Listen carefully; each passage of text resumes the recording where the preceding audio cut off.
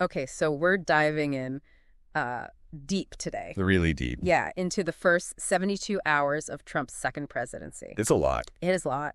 We've got news articles and like social media posts, even these snippets of conversations. It's like, It's a puzzle. yeah. Where the pieces are all still moving around. Yeah, exactly. And, I think even with just 3 days worth of material, we've got some really clear patterns emerging. Yeah, it seems like he really hit the ground running. Totally. And not even just picking up where he left off. Right. It's like Doubling down on a lot of priorities. Totally. Okay, so our main source today is the Sky News article.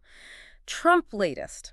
Hundreds more troops heading to U.S.-Mexico border in immigration crackdown. Bitches. Yeah, really rolls right off the tongue. Right.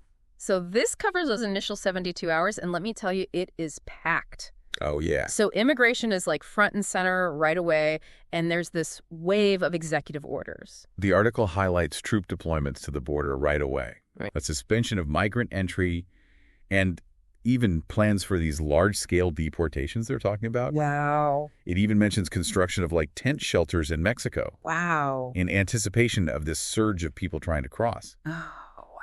And the article even estimates like almost 5 million Mexicans are living in the U.S. without authorization. That's a huge number, and I mean, is it even feasible to think that this is going to work? Right. It makes you wonder how to even go about that. Exactly. Immigration law is so complex, and the logistics of like identifying everyone, detaining them, deporting that many people. It's overwhelming. Daunting, to say the least. Yeah. Okay, well, let's move to another big thing that happened those first few days. Trump's pardons. Oh, yeah. Specifically connected to the January 6th Capitol riot. I mean, this was controversial, to say the least. Definitely. Even within his own party. Yeah. The article states that around 1,500 people were pardoned. Wow.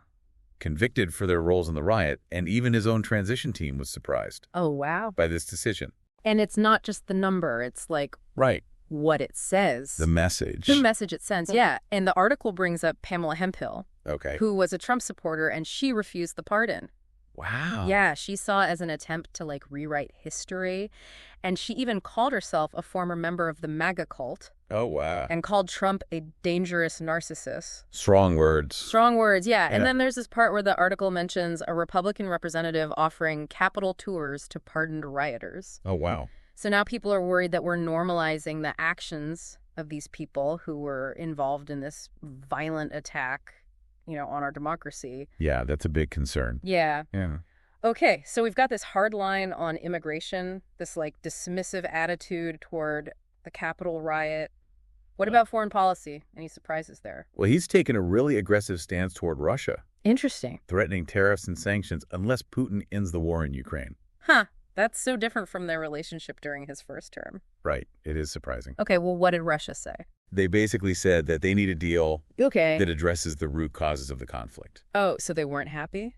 No, not really. Okay, so international relations already getting messy. Oh, yeah, for sure. And there's something about Iran in the article, too, right? Yeah, some tension there, too. What happened? Trump made some comments about Iran, and Iranian leader Ali Khamenei called them delusional.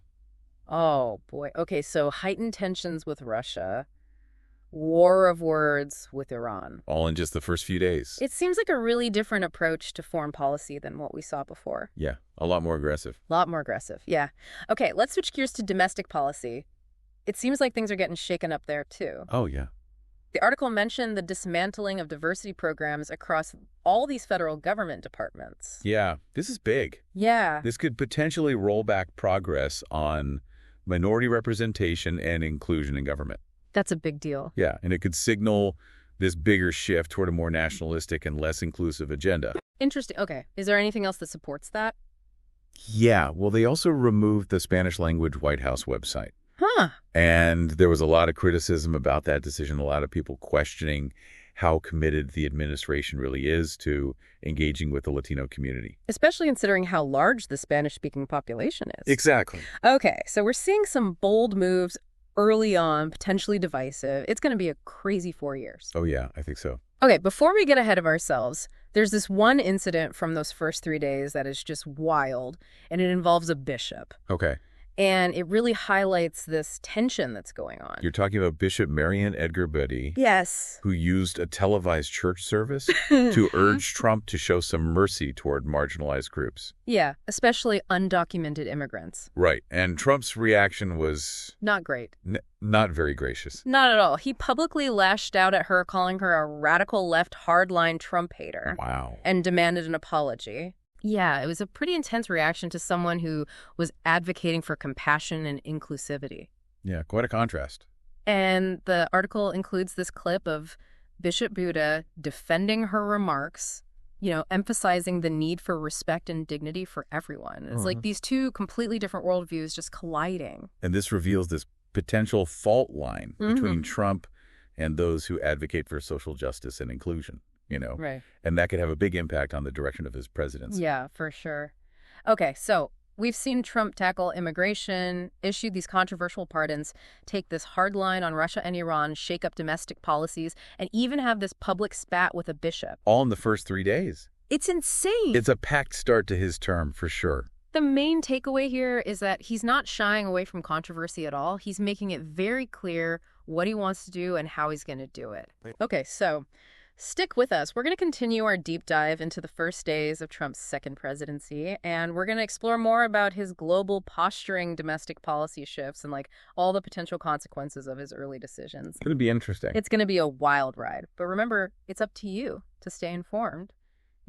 Think critically about all of this and form your own opinions about where Trump's taking the country. Yeah, absolutely. Okay, so don't forget, look beyond the headlines. Think about what patterns you see, what stories are being told, and maybe even more importantly, what stories are not being told.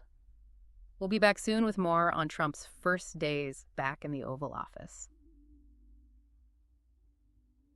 Welcome back to our deep dive. Back into the thick of it. Yeah, we're trying to unpack all of this information about the first 72 hours of Trump's second presidency. A lot happened. So much happened. It feels like everything he did is causing these huge waves. Yeah, we've uncovered a lot, but there's still so much more to explore, like the long-term consequences of some of these actions. Right. For example, the controversy around the pardons for the January 6th riot.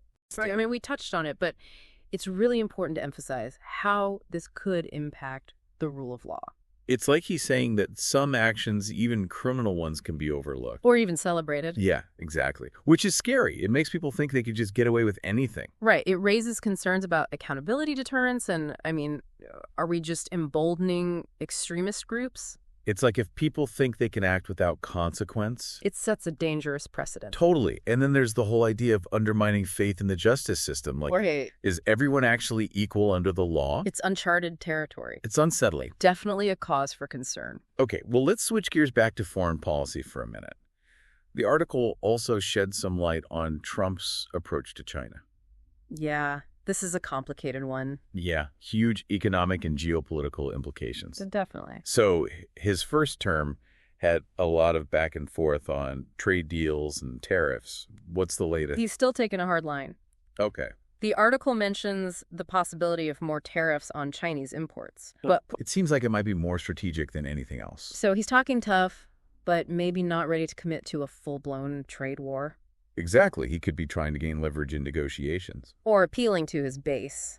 Right. Strong rhetoric has always been a bargaining chip for him. It's a high-stakes game, for sure. Okay, let's go back to that whole thing with Bishop Buddha for a second. Okay. It might seem small compared to everything else. Yeah. But I think it really shows us something about his leadership style and his values. Yeah. It exposes this tension between his approach and the principles of empathy, compassion, inclusivity. And the article really contrasts his angry response with her calm and dignified, defense of her message. It's like two totally different worldviews colliding. Yeah. And I think that collision is going to keep happening throughout his presidency. Right. How is he going to engage with people who disagree with him, especially those advocating for marginalized groups? Will he try to find common ground or just keep using divisive rhetoric? Yeah, it's a fascinating and a little worrisome look into what we might see over the next 4 years. Especially considering the broader context, Right. The political polarization, social unrest, global uncertainty. The stakes are so high. Decisions made now could have a huge impact down the line. It's a lot. It's almost overwhelming. How do we even start to make sense of it all? By staying informed, being critical thinkers, having honest conversations about the challenges we're facing. Right. It's important to consider different perspectives, look at the evidence, and avoid getting stuck in echo chambers. You're making me feel like I need to go back to school, get a political science degree just to keep up. You don't need a degree, you just need to be curious and willing to learn. It's okay to feel a little lost. Yeah, these are tough times with no easy answers. That's true. And honestly, it's kind of reassuring to know that I'm not the only one who's struggling to process all of this. You're definitely not alone. This deep dive has really helped me to connect the dots. Good. I'm glad you... Okay, so we've talked about immigration pardons, his stance on Russia and China, the incident with Bishop Boudi. What else should we cover? Well, let's look at domestic policy. He's making big changes that could have a huge impact on our country. Okay, I'm listening. So one striking thing is that he's focused on getting rid of diversity programs across all federal government departments. Yeah, the article mentions concerns about that. Yeah, it's a big shift, and people are reacting in very different ways. Some like it, some don't. Right, and there's worry that it'll reverse progress on minority representation and inclusion. Yeah, because these programs were created to address historical inequalities and promote equal opportunity. Right. So by dismantling them, critics say he's basically saying that these issues don't matter anymore. Or that he's against diversity and inclusion. Right, and it's not just symbolic. These programs actually had a real impact on hiring, contracting, access to education and resources. Getting rid of them could really hurt minority communities. Exactly. And then there's the removal of the Spanish language White House website. Right. It all fits into this pattern of moving away from inclusivity. Yeah, it sends a message. It does, and it makes people question how committed the administration is to engaging with the Latino community. Especially since it's the fastest growing demographic in the U.S. Right? It feels like he's drawing a line saying, this is who we are, and if you don't fit in, tough. It's a powerful message, and it resonates with people on both sides. It feels like we're seeing a change in what it means to be American. And that change is causing a lot of tension and uncertainty. Yeah, it makes you wonder about the future of our democracy, our society, our coast in the world. Big questions. Big questions. Yeah. But I'm glad we're having this conversation. Me too. Trying to make sense of it all. That's what knowledge and dialogue are for. It helps us understand these complicated issues, challenge what we think we know, and hopefully find a way forward. I'm ready for more. What else can you tell me about his domestic agenda and the potential consequences of these decisions? Let's talk about healthcare. Okay. The article doesn't go into a ton of detail, but we know he's been critical of the Affordable Care Act. Obamacare. Yeah, he wants to repeal and replace it. But we still don't really know what his replacement plan looks like. That's got to be scary for people who rely on the ACA for health insurance. Definitely millions of Americans are in that position. Especially those with pre-existing conditions. Right. They could face higher costs or even be denied coverage. So it's not just about having insurance, it's about the quality of care and whether people can afford it. Exactly. He's talked about making changes to lower costs and increase competition. Okay. But we don't know how he'll do that or what the impact will be. It's complicated and personal for a lot of people. Healthcare is a fundamental right. It's essential for everyone. Okay, so we've covered immigration, pardons, foreign policy, diversity programs, and healthcare. Anything else? We should talk about environmental policy. Okay. This is a global issue, and his decisions here could impact the planet for generations to come. He hasn't exactly been a champion for the environment. Yeah. No. He's a climate change skeptic and rolled back a lot of environmental regulations during his first term. So what's he doing now? The article doesn't say specifically. But it's probably safe to assume he hasn't changed his mind. Right. We'll likely see more deregulation, more emphasis on fossil fuels, less concern for the environment. That's pretty alarming for scientists and activists and world leaders who see climate change as a huge threat. It is, but it's also a call to action. We need to hold our leaders accountable, demand action on climate change, and make our voices heard. We can't just sit back and watch as our planet is destroyed for short-term economic gain. Exactly. This is bigger than politics or national borders. It's about the future of humanity and protecting our planet for future generations. Okay, we've covered a lot. Immigration, pardons, Russia and China, the Bishop Boud incident, diversity programs, healthcare and environmental policy. I'm a little overwhelmed. I get it. It's a lot to take in. But I feel more informed now, like I can actually have a real conversation about these things. That's what we're aiming for. So thank you for walking me through all of this. It's been my pleasure. And remember, this is just the beginning. We'll keep following his presidency and sharing what we learn. I can't wait to see what happens next, although I have a feeling it's going to be a wild ride. Buckle up. It's going to be a bumpy 4 years. Okay, before we wrap up, is there anything else from the Sky News article that we missed? There's this anecdote about a woman named Kellner. Okay. She was interviewing people in Mexico whose plans to come to the U.S. were messed up by Trump taking office. It's a good reminder that these decisions have real-world consequences for people. Definitely behind all the headlines and the politics, there are real stories of hope and desperation and resilience. We have to remember that. Yeah, it's easy to get lost in the big picture and forget about the individuals who are affected. So important to listen to different perspectives and have empathy. Absolutely. Okay, welcome back one last time to wrap up our deep dive. It's been a crazy few days we've been looking at. Yeah, incredible how much can happen in 72 hours. Seriously. So we've seen immigration crackdowns, controversial pardons, a really aggressive approach to foreign policy, some big changes to domestic policy. And strong reactions from everyone, both supporters and opponents. Yeah, it's clear that Trump is a polarizing figure. Definitely. And I think his second term is going to be just as divisive as his first.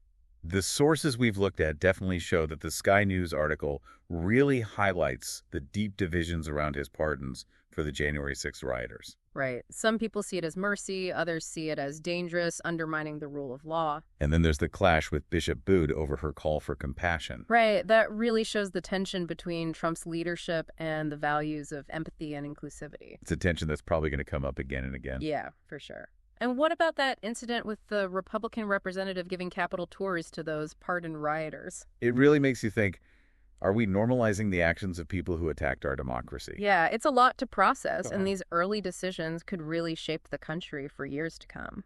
Exactly. And we haven't even talked about what his foreign policy could mean for the rest of the world. Right, like his stance on Russia and Iran, that could have huge consequences. For sure. It's like he's trying to reset everything both here and abroad. Yeah, like he's reasserting his vision for America. That's a good way to put it. And it makes you wonder, what exactly is that vision? Right, from what we've seen, it seems to be about strength, nationalism, traditional values. But maybe at the cost of inclusivity and listening to different points of view? Like getting rid of those diversity programs and taking down the Spanish language White House website. Yeah, those are clear examples. And those decisions are going to affect real people, especially marginalized communities. Dev, it's a lot to think about, and I feel kind of overwhelmed by it all. It is overwhelming, but remember, knowledge is power.